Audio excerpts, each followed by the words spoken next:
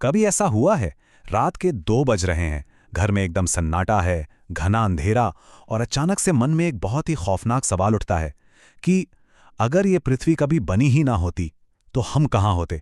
अगर ये पूरा का पूरा ब्रह्मांड ही पैदा ना हुआ होता तो क्या होता? जैसे ही ये सवाल दिमाग में आता है ना, एक खालीपन सा छा जाता है। क्योंकि हमारा दिमाग ये सोच ही नहीं पाता कि कुछ ना होना असल में होता कैसा है। तो फिर उस भयानक खालीपन से, उस शून्य से अचानक ये ब्रह्मांड, ये तारे, ये ग्रह, हम सब पैदा क्यों हो गए? ये फिलॉसफी का वो सबसे बड़ा सवाल है जिसके सामने आज की सारी मॉडर्न साइंस, बड़े बड़े वैज्ञानिक और सारे धर्म सब घुटने टेक देते हैं। आप देखिए, किसी कॉलेज के प्रोफेसर से पूछेंगे तो वो इसकी एक बड़ी बोरिंग सी परिभाषा बता देंगे। पर यहां बात किसी एग्जाम को पास करने की नहीं है। यहां तो अपने होने का सबूत मांगा जा रहा है। ऑन्टोलॉजी कोई किताबी ज्ञान नहीं है। ये इंसान के अंदर की वो तड़प है जो चीख चीख कर पूछ रही है कि मैं यहां क्या कर रहा हूं, मेरा वजूद क्या है।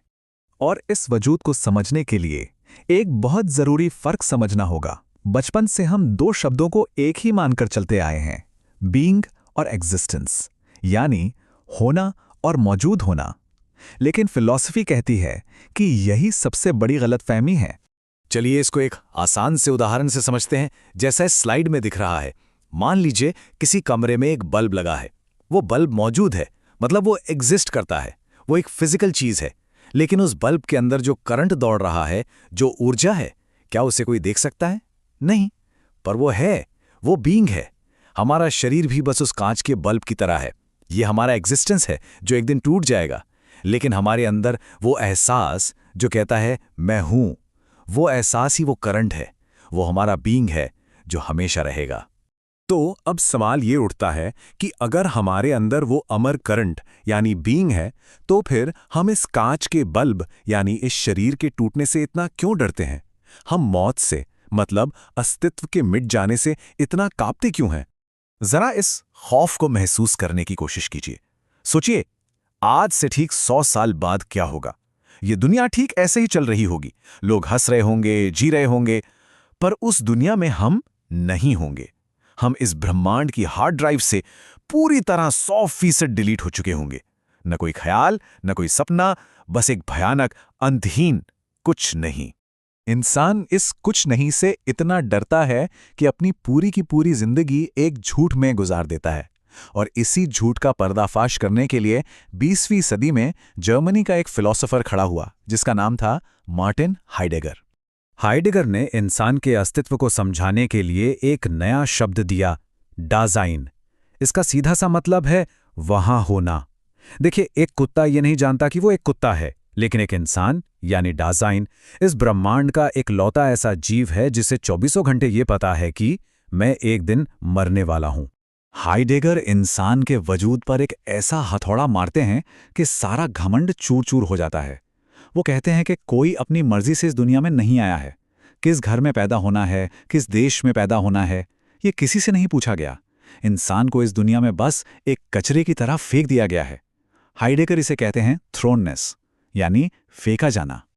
और सबसे डरावनी बात पता है क्या है? हमें किस तरफ फेंका गया है। हाइडेगर कहते हैं कि इंसान की पूरी जिंदगी, जैसा कि यह स्लाइड दिखा रही है, जन्म से लेकर बुढ़ापे तक सिर्फ एक ही दिशा में भाग रही है, और वो दिशा है मौत। हम पैदा होने के पहले सेकंड से ही अपनी कब्र की तरफ गिर रहे हैं। अब जब मौत का यह खौफ 24 घंटे दिल में सुलगता रहता है, तो इंसान क्या करता है? वो इस डर से भागने की कोशिश करता है। हम खुद को व्यस्त कर लेते हैं, सोशल मीडिया पर घंटों रील्स देखते हैं, पॉलिटिक्स पर बहस करते हैं। हम इस दुनिया के शोर में खुद को इसलिए डुबो देते हैं ताकि हमें यह याद ना आए कि हम मरने वाले हैं। हम एक झूठी, एक नकली यानी इनऑथेंटिक जिंदगी जीने लगते हैं। लेकिन क्या भागने से मौत रुक जाएगी? बिल्कुल नहीं। तो हाइडेगर के इस खौफ से आगे बढ़ते हैं और उस फिलॉसफी को समझते हैं जो हमें एक भयानक आज़ादी देती है। चलिए अब चलते हैं 20वीं सदी के फ्रांस में।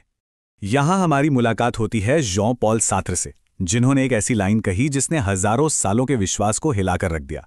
एग्जिस्टेंस प्रीसीड्स एसेंस, मतलब एक चाकू को बनाने से पहले उसका मकसद तय होता है कि वो काटेगा, लेकिन इंसान पहले इस धरती पर पैदा होता है और उसके बाद अपने कामों से, अपने फैसलों से खुद अपना मकसद बनाता है।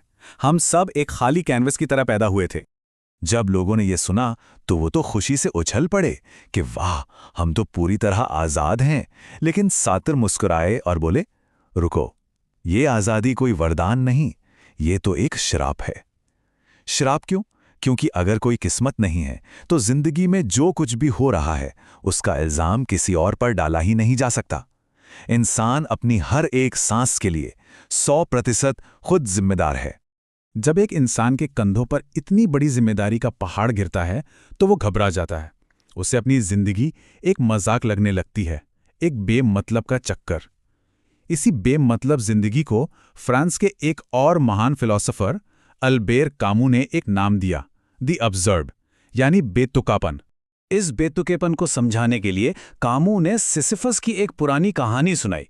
सिसिफस को सजा मिली है कि वो एक भारी पत्थर को पहाड़ की चोटी तक ले जाए, लेकिन जैसे ही पत्थर चोटी पर पहुंचता है वो वापस लुढ़क कर नीचे आ जाता है, और यह सिलसिला हमेशा हमेशा के लिए चलता रहता है। कामू कहते हैं कि वो सिसिफस कोई और नहीं, हम ही हैं। जब इंसान को ये पता चलता है कि वो सिसिफस है तो वो निराश हो जाता है, टूट जाता है। लेकिन तभी कामू एक ऐसी लाइन कहते हैं जो पूरे वजूद में आग लगा देती है। हमें ये कल्पना करनी चाहिए कि सिसिफस खुश है। वो खुश कैसे हो सकता है? वो इसलिए खुश है क्योंकि वो इस बेपरवाह ब्रह्मांड की आंखों में आंखें डालकर मुस्कुरा रहा है। उसकी वो मुस्कान इस बेमतलब ब्रह्मांड के मुंह पर एक जोरदार तमाचा है। यही असली बगावत है। और इस बगावत को उसकी सबसे खतरनाक मंजिल तक पहुंचाने के लिए स्टेज पर एंट्री होती है 19वीं सदी के जर्मनी के सबसे विवादित फिलॉसफर की, जिसकी मूंछें और जिसके शब्द आज भी लोगों को डरा देते हैं, फ्रीडरिक नीत्शे। नीत्शे ने फिलॉसफी के इतिहास की सबसे ज्यादा गलत समझी जाने वाली लाइन लिखी, गॉड इज डेड। नीत्शे यहां मजाक नहीं कर रहे थे, वो एक चेतावनी दे रहे थे। वो कह रहे थे कि इंसानों ने अपनी मॉडर्न साइंस और लॉजिक से ईश्वर के कॉन्सेप्ट को खत्म कर दिया है, और अब इंसानियत एक भयानक बीमारी का शिकार होगी जिसे कहते हैं नाहिलिज्म, यानी शून्यवाद, हर तरफ सिर्फ खालीपन। तो इस खालीपन से बचने का रास्ता क्या है? नीत्शे कहते हैं, अब वक्त आ गया है कि इंसान खुद ईश्वर बन जाए। इस नए बेहतर इंसान को उन्होंने नाम दिया द ओवरमैन। ओवरमैन वो है जो ये मान लेता है कि इस दुनिया का कोई बना बनाया मतलब नहीं है, और फिर वो कहता है, अगर कोई मतलब नहीं है तो बहुत बढ़िया, ये ब्रह्मांड एक खाली कैनवस है और अब मैं इस पर अपनी मर्जी के रंग भरूंगा। तो अभी तक हमने देखा कि कैसे वेस्टर्न फिलॉसफी हमें इस बेमतलब ब्रह्मांड से लड़ने के लिए कह रही है, लेकिन क्या सच में लड़ने की जरूरत है? हम आखिर डर किससे रहे हैं? मौत से? चलिए अब इस पूरे खेल को एक बिल्कुल नए, एक पूर्वी और क्वांटम नजरिए से देखते हैं। जरा इस स्लाइड को देखिए, ये दो नजरियों की तुलना करती है।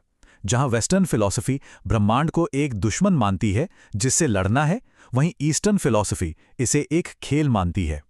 जहां एक तरफ लक्ष्य ओवरमैन बनना है, वहीं दूसरी तरफ लक्ष्य इस लीला यानी खेल का हिस्सा बनकर इसे समझना है। भारतीय दर्शन इस पूरे अस्तित्व के नाटक को एक बहुत ही खूबसूरत शब्द देता है, लीला।